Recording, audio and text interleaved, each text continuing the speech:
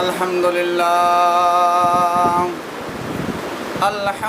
لله الذي جعل الشمس والقمر بحسبان والنجم والشجر يسجدان وفضل زمانا على زمان كما فضل مكانا على مكان ونشهد أن لا إله إلا الله وحده لا شريك له ونشهد أن سيدنا وسندنا وحبيبنا وطبيبنا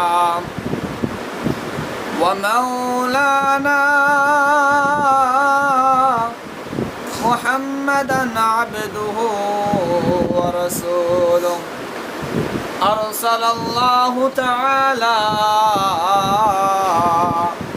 كافة للناس بشيرا وداعيا إلى الله بإذنه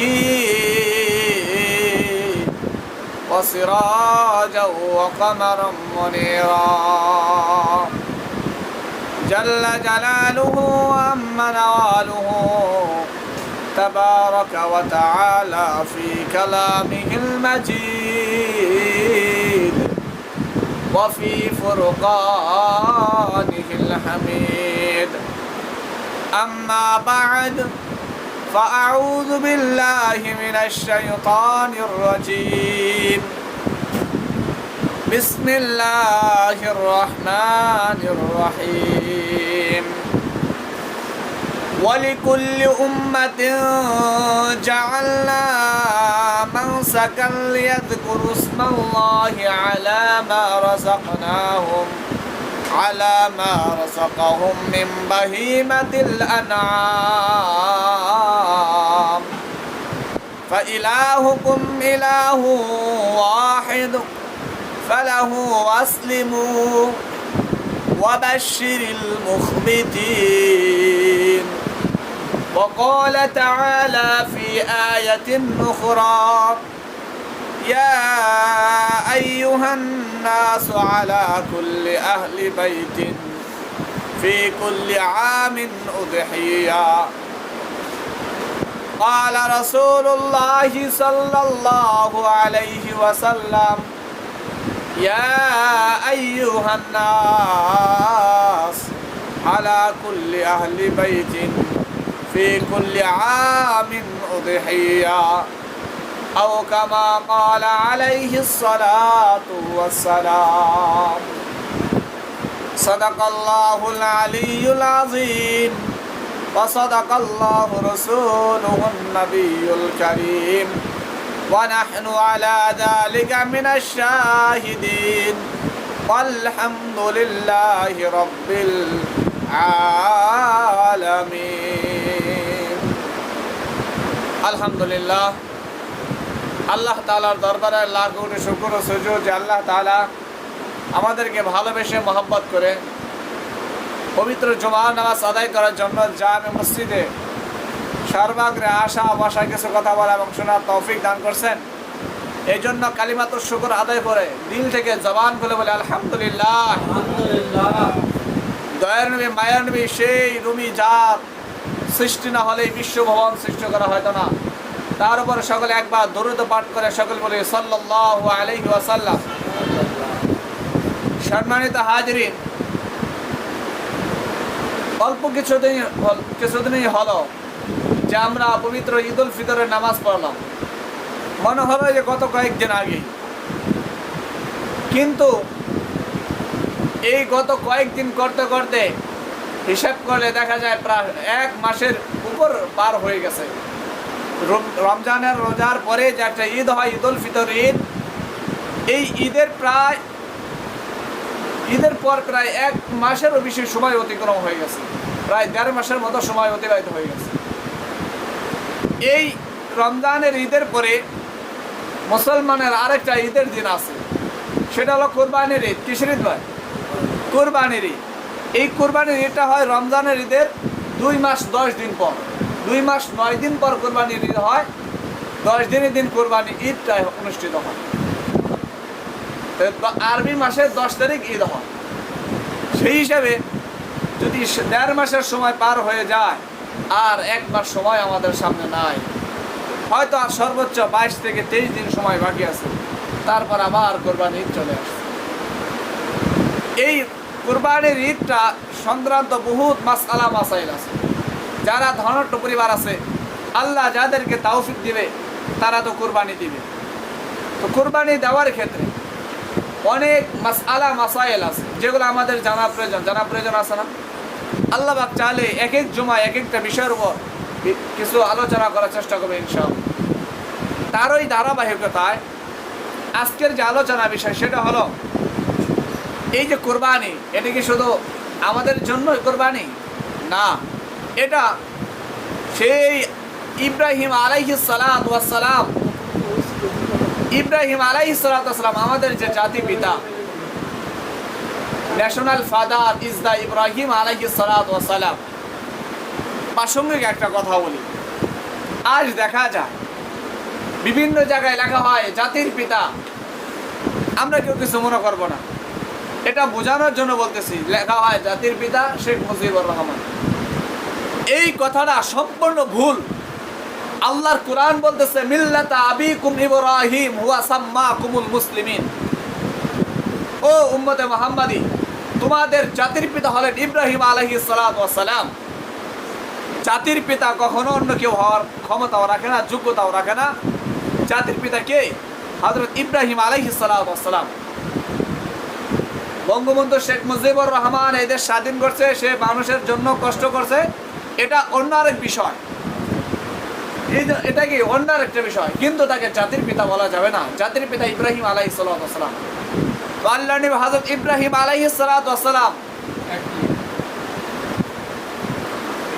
শেষ বলেন না বলা যাবে না, বললেন না, এটা তো পুরা বিশ্বের জাতির পিতা, একমাত্র বাংলাদেশের বাঙালি জাতির বাংলা জাতির পিতা, বাংলা জাতি। যদি কিছু জানার থেকে পরে বলেন, আমি আপনার আলোচনাটা মূল বিষয়টা বোঝানোর চেষ্টা করি। দেখেন, আল্লাহ রাব্বুল আলামিন ইব্রাহিম আলাইহিস সালাতু ওয়াস সালাম, তিনি আল্লাহর একজন নবী, তার সন্তান হয় না, সন্তান জন্মগ্রহণ করে না, আল্লাহর কাছে চাইতেছেন, অনুগ্রহ করতেছেন, আল্লাহ আমাকে একটা সন্তান দেন। আসলে সন্তানের মায়া মহব্বত কেমন, যার সন্তান নাই তিনিই বুঝেন সন্তানের মায়া কেমন।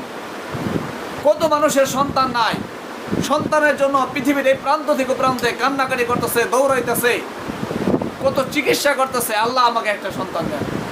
তো আল্লাহ নবী ইব্রাহিম আলাইহিস সালাতু ওয়াস সালাম আল্লাহর কাছে রোনা জারি করতেছেন, আল্লাহ আমাকে একটা সন্তান দেন, একটা সন্তান দেন। আল্লাহ রাব্বুল আলামিন তাকে একটা সন্তান দিলেন। যেই সময় ইব্রাহিম আলাইহিস সালাতু ওয়াস সালামের বয়স 120 বছর। কত বছর? 120 বছর ইব্রাহিম আলাইহিস সালাতু ওয়াস সালামের বয়স। আর তার স্ত্রী হযরত হাজরা আলাইহিস সালাতু ওয়াস সালামের বয়স মাত্র 98 বছর। কত বছর? 98 বছর বয়সে। ওই সময় এই বয়সে সন্তান জন্মগ্রহণ করা তো অসম্ভব, অসম্ভব না? সন্তান জন্মগ্রহণ করা তো স্বাভাবিক পরিস্থিতি অসম্ভব, কিন্তু আল্লাহ তাআলা তার করুণা শুনে, তার রুনা জারি শুনে এই বৃদ্ধ বয়সে তাকে সন্তান দান করলেন। সন্তান দান করার পরে সন্তানের বয়স যখন মাত্র 11 থেকে 12 বছর, ওই সময় আল্লাহ তাআলা হযরত ইব্রাহিম আলাইহিস সালামকে 1 থেকে 3 দিন পর্যন্ত একটা স্বপ্ন দেখাইলেন। ও ইব্রাহিম, তুমি আমার জন্য, আমার কাছে তুমি চাইতেছিলে সন্তান, আমি তোমাকে সন্তান দিছি, এবার তোমার পরীক্ষার সময় চলে আসছে, এবার তুমি পরীক্ষার জন্য রেডি হয়ে যাও, প্রস্তুতি নিয়ে নাও। ইব্রাহিম আলাইহিস সালাম বললেন, আয় আল্লাহ, কি পরীক্ষা? আল্লাহ তাআলা বললেন, তুমি তোমার সবচেয়ে প্রিয় বস্তুটা কুরবানি করো। প্রথম দিন স্বপ্ন দেখার পরে ইব্রাহিম আলাইহিস সালাম সকাল হওয়ার পর 100 উট কুরবানি করলেন। কিন্তু দ্বিতীয় দিন আবার একই স্বপ্ন দেখলেন, দ্বিতীয় দিন আবার 100 উট কুরবানি করলেন, তৃতীয় দিন আবার একই স্বপ্ন দেখলেন। আল্লাহ তাকে বলতেছেন, ইব্রাহিম, তুমি তোমার সবচেয়ে প্রিয় বস্তুটা আমার রাস্তায় কোরবানি করো। তৃতীয় দিন 100 উট কোরবানি করলেন, কিন্তু কোরবানি করার পর তার মন শান্ত হলো না। তিনি আবার ফিকির করতে লাগলেন, আল্লাহ কেন আমাকে বারবার একটা কথা বলতেছেন ইব্রাহিম তুমি তোমার সবচেয়ে প্রিয় বস্তুটা কোরবানি করো।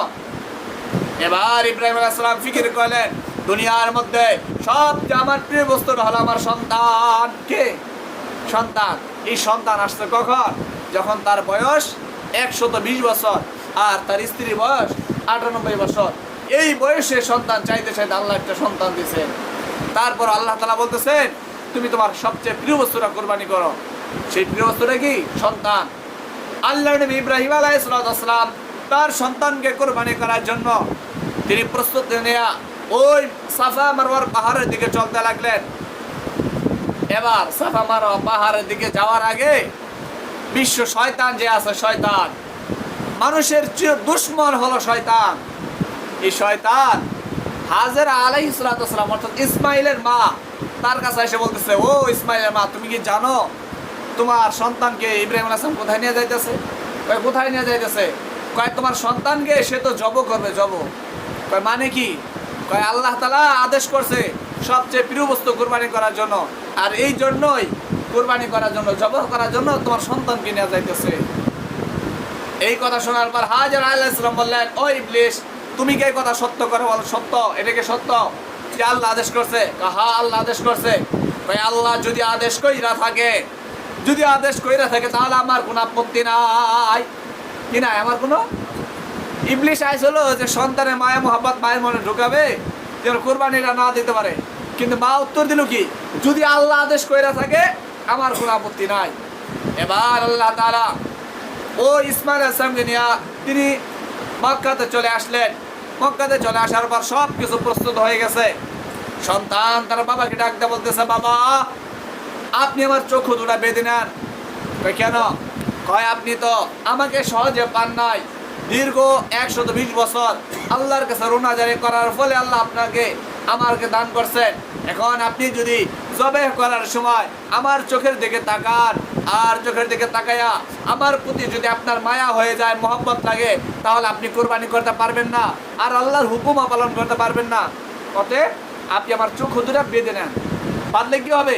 আমার চোখের দিকে তাকাইবেন না, আর মায়াও হবে না, মহব্বত হবে না, জব করতে পারবেন। আর আমার পা গুলি আছে, পা এবং হাতগুলো বেঁধে নেন। পা এবং হাত বাঁধবো কেন? এই জন্য বাঁধবেন জবেহ করার সময় যেন আমার পায়ের থেকে আপনার শরীরে আঘাত না লাগে, লাথি না লাগে, আমার হাত দ্বারা যেন আপনার শরীরে কখনো আঘাত না লাগে। সব কিছু প্রস্তুত হয়ে গেছে। ইব্রাহিম আলাইহিস সালাম তার সন্তানকে জবেহ করার জন্য মাটিতে শোয়াই দিয়েছেন, ছুরিও রেডি, সব কিছু প্রস্তুত হয়ে গেছে। আল্লাহ রাব্বুল আলামিন ওই আরশে মহল্লা থেকে কুদরতিভাবে ফেরেশতাদেরকে বলতেছেন, ও ফেরেশতারা তোমরা কি কিছু দেখতেছো কিনা? ওই আল্লাহ দেখতেছি। ওই কি দেখতেছো? ইব্রাহিম আলাইহিস সালাম তার সন্তানকে জবাই করার জন্য প্রস্তুত হয়ে গেছে। আল্লাহ তাআলা বলেন, এই ফেরেশতা আমি তো এটা দেখি না, আমি দেখতেছি আরেকটা। আপনি আবার কি দেখেন? আল্লাহ আমি দেখি আমার ইব্রাহিম আমার পরীক্ষায় উত্তীর্ণ হয়ে গেছে। কি হয়ে গেছে? পরীক্ষায় উত্তীর্ণ হয়ে গেছে। কারণ আল্লাহ আদেশ করছে জবাই করার জন্য, জবাই করা সবকিছু প্রস্তুত, এখন শুধু জবাই করবে। আল্লাহ বলতেছেন, ও ফেরেশতারা আমার বন্ধু ইব্রাহিম আমার পরীক্ষায় পাশ করছে, আমার এই যে ইসমাইল দেখতেছ ইনিও আগামীর একজন নবী, একে যাব হতে দেওয়া যাবে না। আল্লাহ কি করবো? এবার জান্নাত থেকে একটা দুম্বা নিয়ে যাও, জান্নাত থেকে দুম্বা নিয়ে যাইয়া ও ইব্রাহিমের শরীর নিচে ফেলে দাও। ওই জান্নাত থেকে একটা দুম্বা আসলো, আসার পর ওই ইব্রাহিম আলাইহিস সালামকে সরাইয়া দুম্বা নিচে ওই শরীর নিচে দেয়, আর দুম্বাটা জব হয়ে যায়। ইব্রাহিম আলাইহিস সালাম মনে করছেন আসলে তো মনে হয় ইব্রাহিম আলাইহিস সালাম জব হয়ে গেছে, এই জন্য আলহামদুলিল্লাহ বলে শুকরিয়া আদায় করছেন। চোখ খুলছেন, খোলার পরে দেখেন হায় হায় সন্তান দিয়ে পাশে দাঁড়ানো, জব হয় না, আবার শোয়াইতে গেছেন। এবার আল্লাহ তাআলা ওহী নাযিল করছেন, ইব্রাহিম তোমার কুরবানি কবুল হয়ে গেছে, তোমার পরীক্ষায় তুমি পাশ করছো। তাহলে আল্লাহ তাআলা কি বললেন? আল্লাহর একটা পরীক্ষা ছিল। ইব্রাহিম আলাইহিস সালামকে বলতেছেন, আল্লাহ তোমাকে পরীক্ষা নিতে চাইছিলাম, তুমি পরীক্ষায় পাশ করছো, তোমার এই সন্তান আর জব করতে হবে না। এই যে দুম্বাটা দেখতেছো এটা আমার জন্য তোমার পরীক্ষায় পাশ শুরু, এটা তোমাদের জন্য হাদিয়া, এর গোশত তোমরা এখন খাইতে পারো। সম্মানিত হাজিরিন, এখন আপনার আমার আলোচনার বিষয় হলো ও ইব্রাহিম আলাইহিস সালাম থেকে আমাদের এই পর্যন্ত কোরবানি চলে আসলো। এই পর্যন্ত কি কোরবানি করা হয়? পশু না মানুষ? পশু কোরবানি করা হয় না মানুষ? কিন্তু কিছু কিছু এক ধরনের লোকেরা এমন আজই প্রশ্ন করে যে পশু কোরবানি করা হয়, গরু মহিষ, এগুলো কোরবানি করার মাধ্যমে এগুলোর উপর জুলুম করা হয়, অন্যায় করা হয়, ব্যভিচার করা হয়, এদের উপর জুলুম করা হয়। এই প্রশ্নের উত্তর দেওয়ার জন্য আমরা ইতিহাসের পাতায় চলে যাইতে পারি। হযরত মুসা আলাইহিস সালামের ঘটনার দিকে তাকাইলে দেখতে পাবো আল্লাহ নবী মুসা আলাইহিস সালাম যখন মানুষদেরকে দাওয়াত দিয়ে দ্বীনের পথে আনলেন, আনার পরে তারা বলতেছে, ও আল্লাহ নবী মুসা, আপনি আমাদের জন্য আল্লাহর কাছে বলে একটা কিতাবের ব্যবস্থা করেন, যে একটা শরীয়তের ব্যবস্থা করেন, যে শরীয়ত অনুযায়ী আমরা চলতে পারবো। ইব্রাহিম আলাইহিস সালাম আল্লাহর কাছে আরজ করলেন, ওই মুসা আলাইহিস সালাম আল্লাহর কাছে বললেন, আল্লাহ আপনি আমাদেরকে একটা শরীয়ত দেন, একটা কিতাব দেন। আল্লাহ বললেন, তুমি 30 দিন পর্যন্ত এই হারা গুহায় তুর পাহাড়ে অবস্থান করো, তারপর তোমাকে কিতাব দেওয়া হবে। তো আল্লাহ তাআলা ওই মুসা আলাইহিস সালামকে তুর পাহাড়ে 30 দিন পর্যন্ত অবস্থান করলেন, তারপর আরো 10 দিন বাড়াইয়া 40 দিন পর্যন্ত অবস্থান করার পরে একটা কিতাব দিলেন। কিন্তু এই যে 40 দিনের মাঝখানে মুসা আলাইহিস সালামের যে জাতি ছিল বনি ইসরাইল, এরা করলো কি, ওই সামিরি একজন ব্যক্তির নাম ছিল, কি নাম ছিল, সামিরি। ওই সামিরি ছিল এতিম। হযরত জিবরাইল আলাইহিস সালাম তাকে লালন পালন করার জন্য একটা ঘোড়া নিয়ে আসতেন তার কাছে। ওই ঘোড়ার, জান্নাতি ঘোড়ার পায়ের নিচে মাটি থাকতো, ওই মাটি নিয়ে বাছর বানাইছে একটা। ওই দেখেন না অনেক সময় গ্রামগঞ্জে দেখবেন বাছর মারা গেলে ওই বাছরের চামড়া দিয়া ভিতরে খড়কুটা ভইরা মূর্তির মতন একটা বানায়। তো ওইগুলো বানাইয়া ওই যে ঘোড়ার পায়ের নিচে যে মাটি ছিল, ওই মাটি ওই বাছরের ভিতর দেওয়ার বলে বাছরটা হাম্বা হাম্বা হয়ে উঠছে। আর এই কথা বলার পরে ওই বনি ইসরাইলের ওই সামিরের ব্যক্তি সে বললো, মুসার তোমরা যে খোদার কথা বলতেছো, মুসা যে গেলই, আর তো তার আসার খবর নাই, এখন আর সে কোনো শরীয়ত দিতে পারবে না, কোনো কিতাব দিতে পারবে না, আসো আমরা সবাই বাছরের পূজা করি। কিসের পূজা করি? বাছরের পূজা করি। তো তারা বাছরের পূজা শুরু করলো। মুসা আলাইহিস সালাম 40 দিন পর আসলেন, আসার পর এসে বলতেছে, সাবধান সাবধান, তোমরা কি করতেছে এগুলো, আল্লাহর কাছে তওবা করো। তো আল্লাহ তাআলার কাছে এবার তারা অনুনয় করে অনুতপ্ত হয়ে বললেন, আমরা তওবা করব কিভাবে? তখন আল্লাহ তাআলা বললেন, তোমরা তওবা করে এভাবে যে একজন আরেকজনকে তোমরা হত্যা করবে, নিজের জানকে নিজে হত্যা করবে। তো কিভাবে হত্যা করবে? আপনার আমার এই সামনাসামনি তো কেউ কাউকে হত্যা করা সম্ভব না। আল্লাহ তাআলা ধুলা জাতীয় একটা আবর্জনা দিলেন তাদের চোখের সামনে, আর এভাবে তারা একজন আরেকজনকে, বাবা সন্তানকে, সন্তান বাবাকে, চাচা ভাতিজাকে, ভাতিজা চাচাকে, একজন আরেকজনকে হত্যা করতে শুরু করলো। একদিনে 70,000 বনি ইসরাইল মারা গেল। ওই দিন কত হাজার? 70,000। আর এটাই ছিল তাদের তওবা। এখন সম্মানিত হাজিরের প্রশ্ন হলো, যদি আল্লাহ তাআলা বলতেন ওই ইব্রাহিম আলাইহিস সালামের মতো যে কুরবানি পশু নয়, কুরবানি মানুষ করতে হবে, তাহলে দুনিয়াতে মানুষ থাকতো? এভাবে কুরবানি করতে করতে মানুষের সংখ্যা আর থাকতো না। কারণ একদিনে যদি 70,000 কুরবানি হয়, তাহলে দুনিয়াটা আর কখন মানুষের বিচরণ দেখা যাইতো না। আল্লাহ রাব্বুল আলামিন সবচেয়ে ভালো জানেন। এই জন্য আল্লাহ তাআলা পশু কুরবানি করার জন্য আদেশ করলেন। 2 নম্বর আরেকটা জবাব হলো, যে এই পশুর কোরবানি করা হয়, প্রতি বছর পশুর কোরবানি করা হয়, কিন্তু পশু এমন কোনো বছর হয়েছে যে বছর পশু শর্ট খাইছে? হয় নাই। দেখা যায় কুকুর, বিড়াল, এগুলো দেখা যায় একসাথে 3টা 4টা 5টা করে বাচ্চা জন্ম দেয়, আর গরু বছরে একটা জন্ম দেয়, তারপরে এগুলো শর্ট করে না। এর অর্থ কি? এর অর্থ হলো মহান আল্লাহ তাআলা এগুলোর প্রতি হুকুম করছেন, আর হুকুম করার কারণে এগুলোর প্রতি কিভাবে সম্ভব না সম্ভব, কোনটা করতে হবে না হবে, এটা আল্লাহ তাআলাই ভালো জানেন, আল্লাহ তাআলাই নির্ধারণ করে দিয়েছেন। আর এর প্রমাণ আল্লাহ তাআলা সূরা বুরুজের মধ্যে বলেন, ফাআলুল লিমা ইউরিদ, ও দুনিয়ার মানুষ, তোমরা কোনো কিছু বাড়াবাড়ি করতে যাও না, আমি আল্লাহ যা চাইবো সেটাই হবে, আমি আল্লাহ যা চাইবো সেটাই হবে। এখন আপনার আমার কথা হলো, কুরবানির সামনে চলে আসছে। এই কুরবানি যার উপর ফরজ, অবশ্যই তাকে কুরবানি করতে হবে। কুরবানি 5টা প্রকার। কুরবানি কয় প্রকার? 5 প্রকার। কুরবানি হলো 5টা প্রকার। একটা হলো ওয়াজিব কুরবানি, যে ওয়াজিব কুরবানিটা অনেকে সমাজে দেখা যায় ওয়াজিব অনেকের উপর হয়েছে কিন্তু কুরবানি করতেছে না। আরেকটা আছে নফল কুরবানি। নফল আছে, মান্যতের কুরবানি আছে। কোরবানি 4 প্রকার। একটা হলো ওয়াজিব কোরবানি। এই ওয়াজিব কোরবানিটা কোনটা? আপনার ওই যে আমরা ঈদের নামাজ যে পড়ব, অর্থাৎ জিলহজ মাসের 1 তারিখ থেকে জিলকদ মাসের 1 তারিখ থেকে 10 তারিখ পর্যন্ত কারো কাছে যদি জাকাত ফরজ হওয়া পরিমাণ সম্পদ থাকে তার উপর কোরবানি করা উচিত। জিলকদ মাসের 1 তারিখ থেকে 10 তারিখের সময়ের মধ্যে যদি কারো কাছে 7.5 ভরি স্বর্ণ বা 52.5 তোলা রূপা এই স্বর্ণ অলঙ্কার থাকে, বা এই স্বর্ণ অলঙ্কারের পরিমাণ টাকা যদি কারো কাছে থাকে, অর্থাৎ 7.5 ভরি স্বর্ণের যে দাম এই টাকা, বা 52.5 তোলা রুপি, 52.5 ভরি রুপি যে এই রূপার যে দাম, এই দামের পরিমাণ যদি টাকা কারো কাছে থাকে তাহলে তার কাছে কোরবানি ওয়াজিব তার উপর। এটা জাকাতের মাসআলা ভিন্ন, 1 বছর অতিবাহিত হতে হবে। কিন্তু কোরবানির ক্ষেত্রে কি ভিন্ন? কোরবানির ক্ষেত্রে শুধু যদি ওই 1 তারিখ থেকে 10 তারিখ এই সময়ের মধ্যে কারো কাছে থাকে তার উপর কোরবানি করা ওয়াজিব। 2 নম্বর যে কোরবানি, ওটা হলো নফল কোরবানি।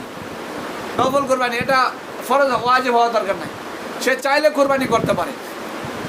3 নম্বর মান্নতের কোরবানি, মান্নত করে না যে আমার যদি এই কাজটা হাসিল হয়ে যায় তাহলে আমি কোরবানি দেব। আরেকটা হলো 4 নম্বর ওসিয়তের কোরবানি। দেখা যায় একজন মারা যাওয়ার আগে ওসিয়ত করে যায় যে আমি যদি মারা যাই, আমি মারা যাওয়ার পরে কোরবানি দিয়ে দেবো আমার পক্ষ থেকে। সম্মানিত হাজির, এখানে আরেকটা বিষয় হঠাৎ করে যেখানে আসলো, আমরা কোরবানি করি ঠিক আছে, কিন্তু আমাদের এই কোরবানি করার সময় মারাত্মক একটা ভুল আমরা করে ফেলি। কি করি আমরা? মারাত্মক একটা ভুল করে ফেলি। কোরবানি আমরা ঠিকই করতেছি, আপনার আমার কোরবানি ঠিকই হইতেছে, আপনার আমার গোশত এগুলো আল্লাহর কাছে যাবে না। আল্লাহর কাছে যাবে শুধু আপনার মনের নিয়ত, আপনার মনে শুধু নিয়তটা যাবে। সেটা কিভাবে?